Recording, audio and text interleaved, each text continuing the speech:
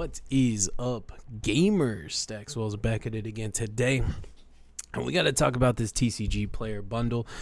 Again, a lot of people slept on it last time I talked about it. So let's just kind of do a brief history lesson before we dive into it here. So the first day or two that this bundle came out was 10-ish days ago. So yeah, the first day or two, there was 1,500 available originally. After 1.5 days or something like that, there was instantly 900 available. Then over the course of the 4 or 5 days following that, maybe 100 or 200 of them sold. I've been keeping an eye on this number the whole time, this 1 of 30.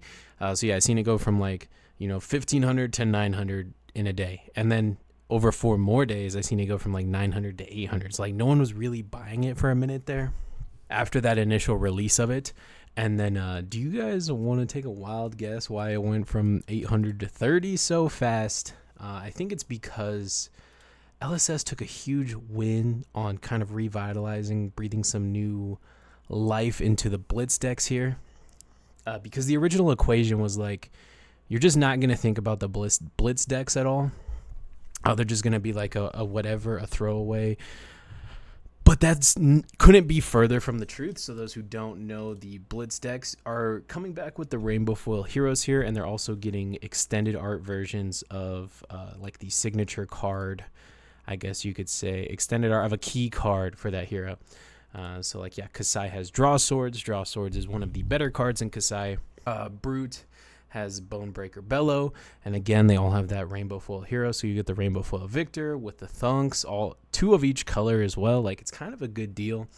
And if you can't find a way to make your money back off of if you can't find a way to make your money back off these Blitz decks, you're just not grinding hard enough.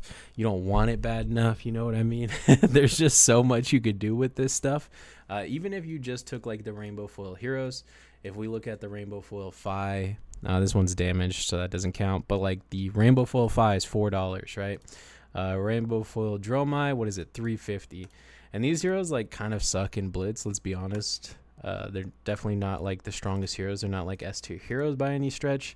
Whereas Rhinar probably won't be worth much, but the new Kasai, the new Kasai or Victor or something like that could definitely find a way into the meta. So those heroes, I'm sure, will be worth at least a few bucks, right? If you sold just the heroes, 3 times 6 is what?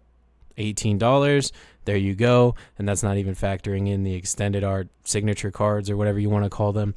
I'm sure they'll be at least a few dollars each. You could easily make your money back off of this portion of it. And we didn't really know about that prior. So with that news, I think that is definitely moving a lot of the heavy hitters bundles here. There's only 30 left, like I said. I mean, it was 800 a few days ago. Let's refresh it, see if anything changed here. No, still 30. I also want to talk about how you could clearly see the LSS is putting a lot of effort into kind of the value of the sealed product of this set. I just want to go over a couple examples of this. It seems like they're learning a lot from their previous sets and, improving a lot. And I just kind of want to highlight a couple of those things moving into pre-release weekend. I know a lot of people are considering buying, cases or something like that. And I don't want people to miss out on pre-ordering from something like Star City Games, right? You don't want to miss out on pre-ordering from Star City Games, miss out on those Rainbow Foil Cell Swords tokens, and then, the release comes out and passes. You missed out on those Cell Sword tokens. You wish you went back and bought them, but, obviously you can't, so you just have to buy a case without the promos. Yeah, obviously, I don't want anyone missing out, right? So I do kind of want to sell you on this set just a little bit here. And just from the things I've noticed, me personally, I'm buying more than I normally do as far as sealed product is concerned, which is very interesting because I always have been a singles first kind of guy, right? I'm just very frequently skipping out on sealed product and going straight for singles. I think this set's going to be a little bit different. Again, let's just jump straight into it. So the first thing that I've noticed, I don't know how true this is, but it seems like the only Fabled in the set is the Cold Foil Fabled. This kind of was done once before with Dynasty and the Command and Conquer. The Command and Conquer only came Cold Foil. I think that was more of a happy accident. than like a purposeful let's restore value to the sealed product kind of thing. If the Fable is just cold foil, it gives us like another chase, right? And this being such a specific, like you have to be playing UPF for you to even care about this card. And even if you are playing UPF, is this like something you even want to play? It's not particularly, right. It's a fun card, sure, but it's not like you really want it if you're playing UPF. You know what I mean? You're not really missing out by not having this in your deck. So it's like, just kind of like more of a collector's card than anything. If this was rainbow foil, I hope it's not coming rainbow foil. Again, this is like not confirmed. We're just all very heavily speculating that this only comes cold foil, but I'll be very disappointed if this comes rainbow. But yeah, I don't think it is, and I like the decision to not do that. Just keeping the Fables as like these highly collectible, less played cards, I think is an interesting direction, and it kind of gives us another thing to chase, right? That's all I'm getting at there. And then the Marvel Heroes, they look beautiful again. Marvels haven't looked beautiful since like Dusk Till Dawn or Uprising.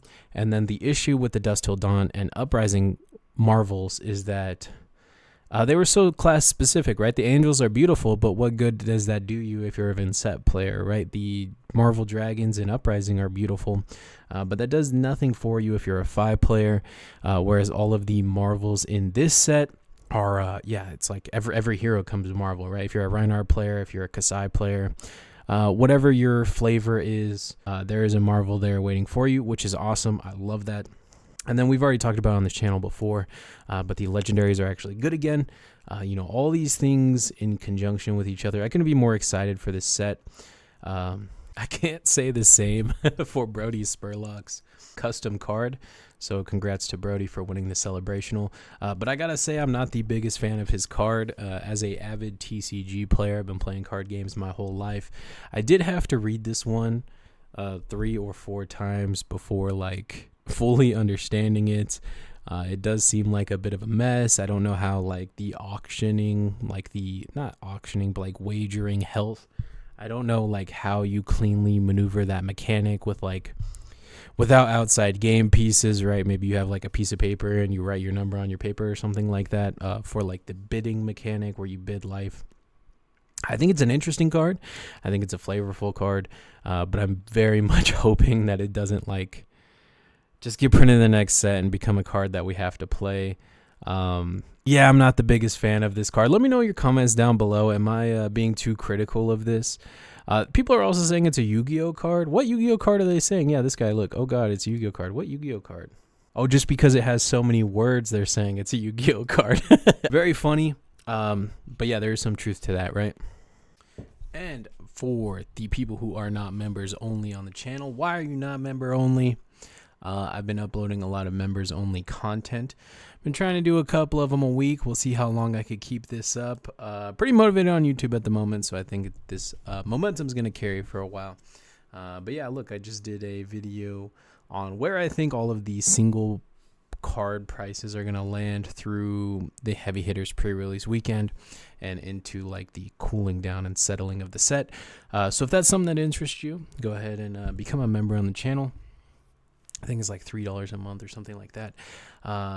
Other than that, just stay tuned. Check out the market watch from yesterday. That's all I got for you guys today. Thank you so much for watching.